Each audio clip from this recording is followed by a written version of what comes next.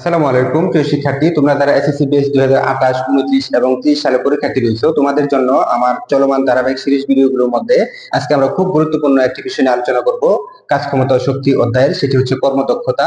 তোমরা কিন্তু এই কর্মদক্ষতা থেকে অবশ্যই বোর্ড পরীক্ষা প্রশ্ন এসে থাকে। তোমরা কিন্তু খুব সহজেই এই একটি নিয়মের অঙ্ক যদি দেখো, তাহলে কিন্তু তোমরা খুব সহজেই বোর্ড পরীক্ষায় এখান থেকে এই অধ্যায় থেকে 10 থেকে 10 নাম্বার কিন্তু তুলতে পারবে।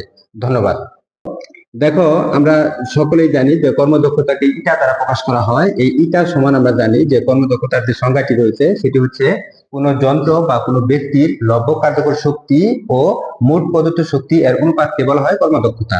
তাহলে আমরা যদি একটু লিখে নিই, দেখো যে নিচে আমরা লিখবো যে মোট প্রদত্ত শক্তি। মোট প্রদত্ত শক্তিটা আমরা নিচে লিখবো। তারপর বলো যে উপরে কি লিখবো? উপরে লিখবো আমরা যে লব্ধ কার্যকর শক্তি, অর্থাৎ যেটা আমরা পেয়েছি লব্ধ কার্যকর শক্তি, এটা কিন্তু আমরা উপরে লিখবো যে লব্ধ কার্যকর শক্তি। আর কর্মদক্ষতাকে আমরা সাধারণত শতকরায় প্রকাশ করে থাকি, তাহলে এটা হচ্ছে 100%। তারপর তোমরা একটু খেয়াল করো, আমরা এই কর্মদক্ষতার এই সূত্রটি যদি আমরা একটু বুঝি, তাহলে কিন্তু আমাদের এই অধ্যায়ের 99% পড়া কিন্তু আমাদের হয়ে যাবে। 99% পড়া হয়ে যাবে যদি খালি শুধু এখান থেকে আমরা একটি খুব মজার একটি বিষয় দেখবো, যেটা দেখে তোমরা খুবই বিস্মিত হবে এবং আনন্দিত হবে। এখানের ভিতরে কিন্তু অনেক কিছু লুকায়িত রয়েছে, তোমরা জাস্ট একটু খালি বোঝার চেষ্টা করো।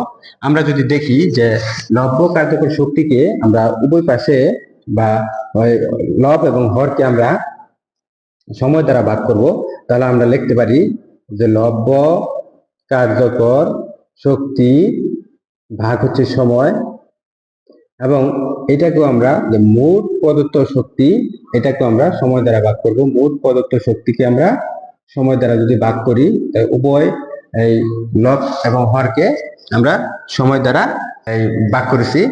সময় দ্বারা যদি আমরা ভাগ করে থাকি, এক্ষেত্রে দেখো যে এই শক্তি বাই সময়, এই শক্তি বাই যে সময়টা পেলাম, এটাকে আমরা বলবো ক্ষমতা।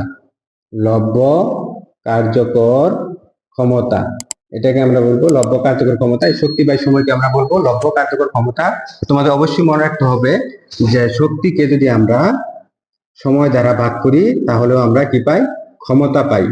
আবার এটা মনে রাখতে হবে যে কাজকে যদি আমরা দেখো যে সময় দ্বারা ভাগ করি, তখনই কিন্তু আমরা কি পাবো? ক্ষমতা পাবো। ক্ষমতা আমরা দুইভাবে পাবো, কারণ কাজ করার সামর্থ্যকে কিন্তু শক্তি বলে, এই জন্য আমরা এইটা সমান ক্ষমতা লিখতে পারবো। এখন লব্ধ কার্যকর ক্ষমতা, তাহলে এক্ষেত্রে মোট প্রদত্ত শক্তি ডিভাইড বাই হচ্ছে আমাদের সময়। এক্ষেত্রে আমরা লিখবো যে মোট প্রদত্ত ক্ষমতা, অর্থাৎ আমরা কিন্তু এই শক্তিটাকে ক্ষমতা রূপান্তরিত করে নিলাম। এখন কিন্তু এই লব্ধ কার্যকর ক্ষমতা ডিভাইড বাই মোট প্রদত্ত ক্ষমতা ইন্টু 100%, এই সূত্রের সাহায্যে কিন্তু আমরা 99% সৃজনশীল কিন্তু সমাধান করে থাকি।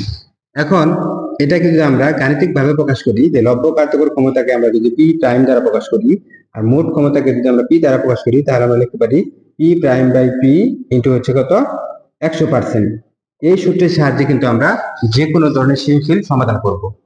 তোমরা একটু খেয়াল করে দেখো যে এটা সমান পি প্রাইম বাই পি, এটা হচ্ছে 100%। মনে রাখবা যে পি প্রাইম হচ্ছে লব্ধ কার্যকর ক্ষমতা, অর্থাৎ এই লব্ধটা হচ্ছে উপরে এবং মোটটা হচ্ছে নিচে। সবসময় আমরা এই লব্ধ কার্যকর ক্ষমতাকে ভেঙে ফেলবো। আমরা যদি ভেঙে ফেলি, তারপরে এটাকে আমরা লিখতে পারবো ক্ষমতা পি সমান আমরা জানি যে এম জি এইচ বাই টি, এটা আমরা জানি। তাহলে যেহেতু লব্ধ, এটা লব্ধ, এটাকে আমরা ভাঙবো। ভাঙলে আমরা লিখতে পারবো M G H by T, M G H by T, আর নিচে থাকলো আমাদের পি। সবসময় খেয়াল রাখবে, আমি আবারও বলছি যে সবসময় লব্ধ কার্যকর ক্ষমতাকে ভেঙে ফেলতে হয়। উপরে আমরা এটা ভেঙে ফেললাম, যদি ভেঙে ফেলি তারপরে লাইনে আমরা এইভাবে লিখতে পারবো M G H by T into হচ্ছে 1 বাই পি ইন্টু হচ্ছে 100%। তারপর এটাকে আমরা এইভাবে আর কোন দিয়ে দিব, ইটা টি পি সমান হচ্ছে এম জি এইচ ইন্টু হচ্ছে 100%। খেয়াল করে দেখো, আমরা এই কোনাকুনি আড়াআড়ি গুণ করে দিলাম। যদি কোনাকুনি আড়াআড়ি গুণ করে দিই, তখন কিন্তু আমাদের এই রকম আমরা ঘটনাটি পেলাম। এখন কোন অঙ্কের ক্ষেত্রে যদি বলে যে একটি মোটরের কর্মদক্ষতা 60% এবং 5 মিনিট সময় ধরে এটি যদি চলতে থাকে, মোটর ক্ষমতা ছিল মনে করো যে 760 ওয়াট বা 1000 ওয়াট, বললো কত কেজি ভরের পানি তুলতে পারবে, তাহলে এম সমান ওয়াট। জি এর মান তোমরা জানো, উচ্চতা দিয়ে দিল 10 মিটার। তাহলে কিন্তু আমরা এইভাবে কিন্তু অঙ্কটা করতে পারবো।